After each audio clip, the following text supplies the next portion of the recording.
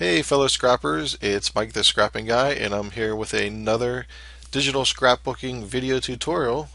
And what we're going to do on this video is create a wood type of paper or a wood type of pattern that you can use for your digital papers, or you can even use it for some embellishments and other things. But obviously the best thing to do would be to go out and either photograph a piece of wood or something like that for a true look of wood. But if you don't have that, you can easily create that same effect in Photoshop Elements 7. And this video is going to show you how you can easily and quickly accomplish that. So what I have open now is a blank file, and what I need to do is go over to my color swatches, and I'm going to click on the black, and what I need to do is make a kind of a gray color instead of the black. So just kind of in the middle there should be fine. Gonna hit OK. I'm going to go over my paint bucket tool, and I'm going to go and I'm going to fill this blank file with that gray. So there we have our gray plain file here, and you might be wondering, how in the world is that going to look like wood? Well, this next step is actually kind of the fun part, and it kind of shows you how we're going to do that. What we're going to do is we're going to go up to Filter and Render and Fibers, and in here we have the Fibers dialog box, and this is where you can go and you can make changes and adjustments to the little sliders here based on your needs. So what I'm going to do is I'm going to go down to maybe let's say around 18 and adjust the strength maybe around 14, and let's go ahead and take a look at that. Actually that's a little bit too close together, so let me go and try that again here. Let's go to Render, Fibers, and let's change the variance down a little bit, increase the strength a little bit, and see what happens there. Actually, that doesn't look too bad. So as you can kind of see, we almost have a wood pattern right now as we're looking at it, but we want to make it even more realistic. So what I'm going to do is I'm going to go up to my filters, go down to Distort, and then use a filter called Liquify, and that'll bring up the Liquify screen. And what you'll see here on your left are your different tools. So the first thing we're going to use is the Turbulence tool.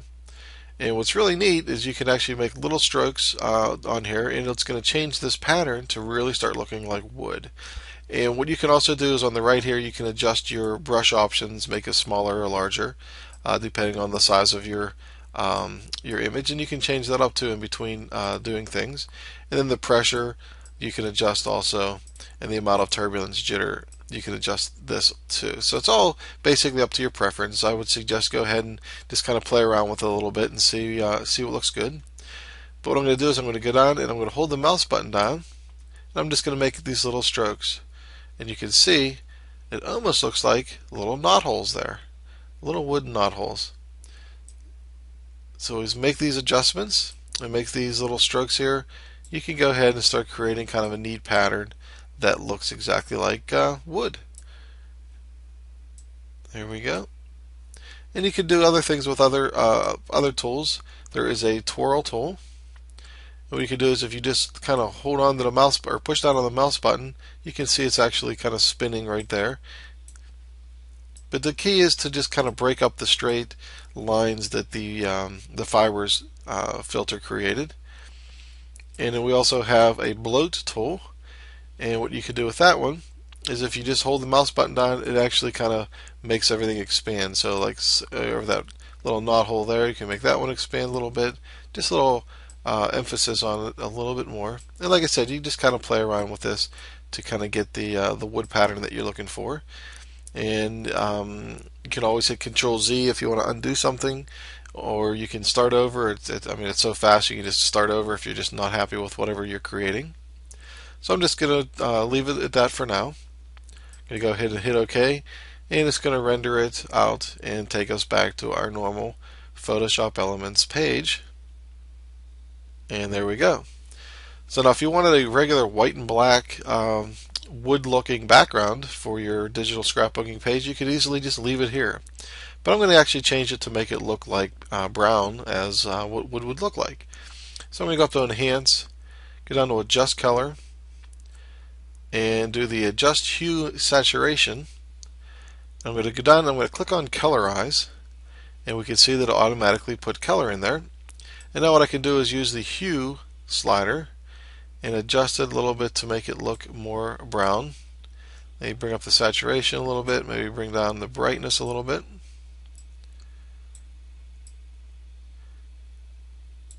There we go. Okay, we now kind of have our brown look to it. And I'm going to change the lighting a little bit using my levels box. And I can actually darken it a little bit with the levels and brighten some other aspects of it. And like I said, this is all up to your preference depending on the kind of wood that you're looking for and the colors. You might want blue wood for all I know. It doesn't really matter. And that's the cool thing about Photoshop Element 7s is you can make all of these kind of adjustments and kind of play around with things and go from there. So there we have it. We have our wood background. And we can definitely use this as a digital paper. Maybe you took some photographs at a campground, or you went camping someday or one day and you wanted to add some photographs to it, and we can do it just like that. Now the other cool thing you could do is once you have this wood background is you can go and you can create different shapes and embellishments made out of wood. So in order to do that, we're going to go over to our cookie cutter tool and click on that. And if you look up on the top left, here's your different shapes that we can use. Right here is actually picture frames. So if I want to do something simple like a picture frame, I can just go ahead and click on one of them, go back over to my layout, and just drag out a picture frame. And let me zoom in on that so we can take a look at it. And there we kind of have a picture frame made out of wood. And then the other thing I can do is go over to my bevel. Let me drag a bevel onto the picture frame, and there we go. There we go. We kind of have a wood-looking picture frame. But the other thing we could do, let's instead of using a picture frame, let me Control Z all of that out of there. So we're back to our original. Go back to my cookie cutter, and what you can do is these are the frames one. If you click the little double arrows, it'll bring up a screen where you can load other kind of shapes and different things on here, such as here's ornaments. You can load up fruit if you wanted like a wooden apple or something. You know, let's go ahead and try that. Let's try a wooden apple. Actually, let's do it down here. There we have our wooden apple.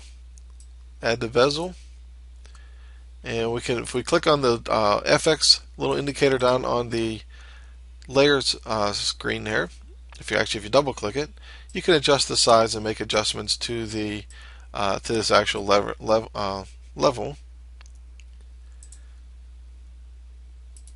So here we have an apple, a wooden looking apple. Let me Control Z my way out of there, go back up to the shapes tool, and let's look at some of the other ones that we have. There's characters, looks like Chinese characters there. There's even animals. Say you want to do a wooden elephant.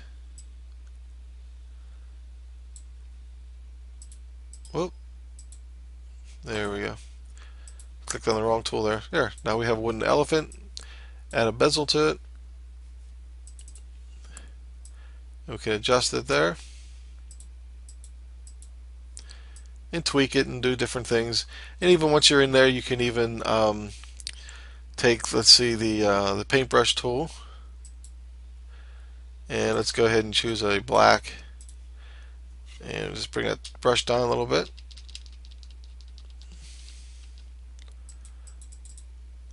And we can start making it. Actually, that's didn't want I want a more solid brush, so pick it in there.